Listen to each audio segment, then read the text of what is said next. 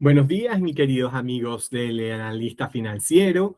Hoy les voy a hablar acerca de las discusiones del nuevo salario mínimo que se están realizando en Venezuela y de la posible dolarización del sueldo mínimo y bueno, ya con la parcial dolarización de las bonificaciones adicionales. Como todos sabemos, el sueldo mínimo está en 130 bolívares, menos de 0,50 dólares al mes desde marzo del 2022, sumando más de 1.440 días sin aumento. El gobierno ha priorizado el aumento de bonificaciones, el ingreso del bono de la guerra, que los reciben los empleados públicos y los jubilados del Seguro Social, y el Cesta Ticket, que lo reciben todos los empleados, tanto del sector público como del sector privado, sumando un ingreso mínimo integral de entre 160 y 180 dólares mensuales. A esto le tenemos que agregar que el costo de la canasta básica familiar se ubica en 677 dólares para una familia de 5 personas. Esto representa un aumento del 42% en divisas durante el último año. El salario mínimo de 130 bolívares cubre menos el 0,05% de la canasta. Se requieren más de 1.700 salarios mínimos para cubrir la canasta básica.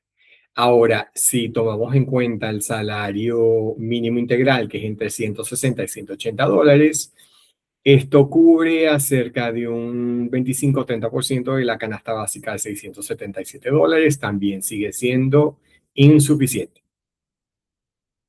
En el ingreso total versus el salario, tenemos el ingreso total real del trabajador, no depende del salario mínimo, sino de los bonos otorgados, entre ellos el bono de la guerra y el bono del Cesta Ticket. La situación en el 2026 persisten manifestaciones de las diferentes sindicatos de trabajadores, entre ellos la Confederación de Trabajadores de Venezuela, los cuales promueven elevar el salario mínimo a 350 dólares mensuales. Me imagino que esto incluye entre el salario mínimo y las bonificaciones llegar a 350 dólares mensuales.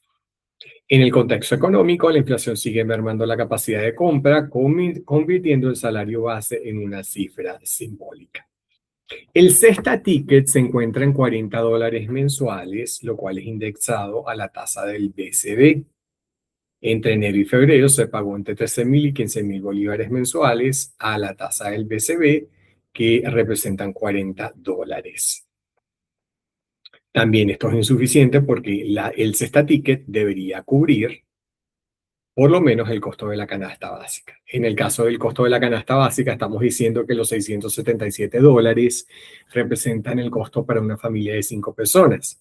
Ahí se pudiera discutir si el salario mínimo debería cumplir o considerar el costo de la canasta básica para 5 personas o para 2 o 3 personas en caso de que en la familia trabaje tanto el esposo como la esposa para una familia de 5 personas.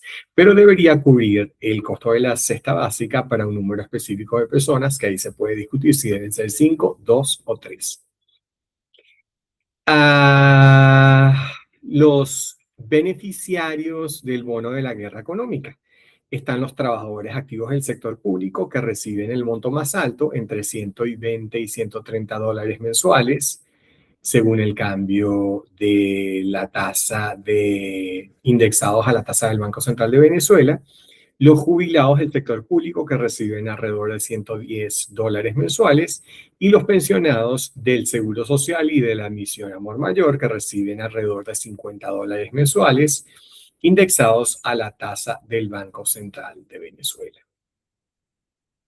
Este bono de la guerra se paga a través de la plataforma Patria, y de ahí los beneficiarios lo pueden transferir a sus cuentas de preferencia. Ahora existe un momento en donde hay una consulta y un diálogo entre el gobierno, los empleadores, representantes de los empleadores como son Fedecámaras, y los centrales sindicales como son la Confederación de Trabajadores de Venezuela, la CTV, bajo la observación técnica de la Organización Internacional del Trabajo. Y el Consejo de Estado del Gobierno, que tiene un rol consultivo en contextos de reformas legales y económicas de gran magnitud. En el estado actual se está considerando un aumento que llegue entre 200 y 450 dólares del salario integral, ya que el gran peso de las prestaciones sociales sobre el salario incide a que el salario mínimo no se pueda aumentar significativamente porque el peso, el impacto en las prestaciones sociales es muy alto. Por eso se está promoviendo, bueno, yo por lo menos soy proponente de una reforma a la ley del trabajo y a la ley de prestaciones sociales para cambiar el impacto de las prestaciones sociales y realizarlo de una forma más efectiva que no impacte negativamente el aumento del salario mínimo. ¿Qué más tenemos por acá? Importante el impacto de las prestaciones sociales. Para un aumento del salario mínimo de $1 a $200 mensuales para un empleado con 5 años de antigüedad, el costo de liquidación pasaría de $5 a $1,000 total, lo que representaría un incremento de casi el 20,000% en el pasivo laboral por ese empleado para la empresa. O sea, habría un incremento de $200 anuales en el pasivo laboral por esos 5 años, los cuales incluyen un incremento de utilidades en $100, un incremento del bono salarial, del bono vacacional en $100, para un total incremento de las prestaciones sociales en $200, esos $200 anuales, y por los 5 años de un incremento de $995, lo que llevaría a la prestación para ese empleado de $1,000. Si tenemos una empresa de 100 empleados, para un empresario con una empresa de 100 empleados, y que los empleados tengan un promedio de 5 años de servicio, el empresario vería su deuda laboral en pasivos aumentar de $541 anuales, lo cual no es nada, a $100,000 en total el pasivo laboral, lo cual incrementaría en alrededor un 20,000%. Por eso, en gran parte, tanto el gobierno como los empresarios ejercen una presión a que el aumento del salario no sea el salario, sino sean bonificaciones. ¿Cómo podemos cambiar esto? Yo creo que debe haber una reforma de la ley del trabajo y de la ley de prestaciones sociales en que utilicemos el modelo de otros países de Latinoamérica y de Estados y del norte, como Estados Unidos, en donde los fondos de retiro se calculan de una forma diferente. En Estados Unidos existe el fondo de retiro que se llama el 401(k), en donde el empleado aporta entre un 3 y un 6% del salario mensual en este fondo de retiro y el empleador aporta otro porcentaje entre 3 y 6% del salario mensual del empleado. Esto se deposita en un fondo de retiro en la Bolsa de Valores de Nueva York. En este caso en Venezuela lo podríamos depositar en la Bolsa de Valores de Caracas o en cualquier otra bolsa que se quiera depositar o que se decida depositar o que las restricciones legales lo permitan. Y bueno, puede ser en bolívares o en dólares para evitar la devaluación, pero si es depositado en la Bolsa de Valores de Caracas en bolívares, esto también se apreciaría con el tiempo porque el valor de las acciones y de los instrumentos financieros se van apreciando con el tiempo y van incrementando. Entonces, esto evitaría la devaluación y la pérdida de valor del fondo de retiro de cada empleado, sea depositado en dólares o en bolívares en la Bolsa de Valores de Caracas, la Bolsa de Valores de Nueva York o en la Bolsa de Valores de otro país latinoamericano. Este esquema evitaría ese incremento en las prestaciones sociales, sea impactado por un incremento del salario. Y también se garantizaría la seguridad social del trabajador al tener este fondo de retiros invertido en una bolsa que se va apreciando anualmente, mensualmente y anualmente, y que no pierda el valor. Es decir, que el empleado al retirarse de la empresa tenga no solamente el valor equivalente en dólares de lo que él depositó, sino un valor mayor porque eso se va apreciando con el pago de dividendos y el incremento del valor de las acciones tanto mensualmente como anualmente. Al final del trabajo, del periodo de trabajo del empleado en esa empresa, se le entrega el control de ese fondo de retiro al empleado, el cual lo puede convertir en efectivo o mantener en ese fondo de ahorros en la bolsa de valores hasta el día de su retiro, que puede ser a los 62 o 65 años de edad. Bueno, esto es todo. Eso evitaría el gran impacto de las prestaciones sociales en el salario y evitaría que eso sea un desestímulo para mantener los salarios bajos.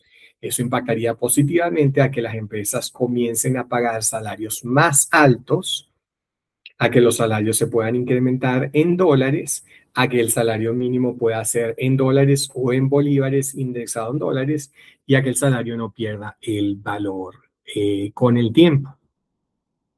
Esto es todo con respecto al nuevo salario mínimo. Yo creo que una discusión tiene que ser abierta acerca de la reforma de la ley del trabajo y la reforma de la ley de prestaciones sociales para evitar el impacto negativo de las prestaciones sociales en el valor del salario.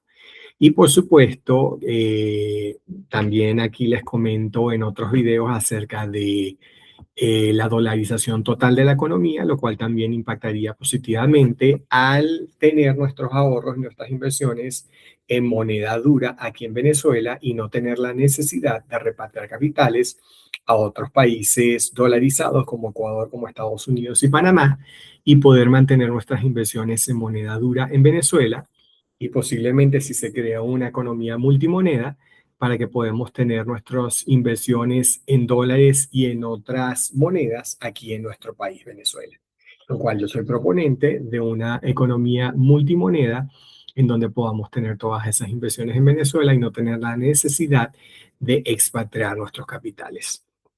También soy proponente de la creación, aunque ya tenemos a Fogade, pero la creación de un sistema donde todas las cuentas de ahorros y las cuentas corrientes del país estén aseguradas tanto en empresas nacionales de seguro o empresas internacionales de seguro hasta un cierto monto del valor del depósito. En Estados Unidos entiendo que es hasta $250,000.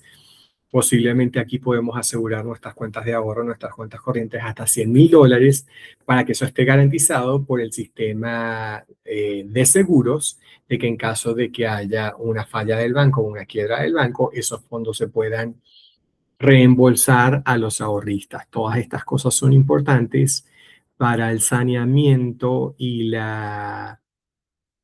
el mejoramiento de las finanzas de Venezuela.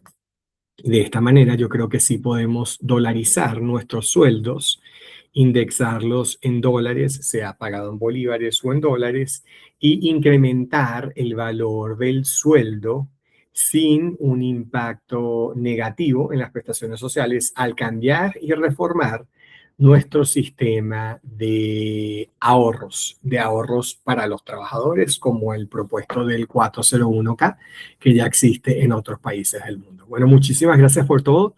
Espero verlos en una próxima oportunidad. Suscríbanse y sigan enlazados a nuestro contenido. Gracias por todo. Chao, chao.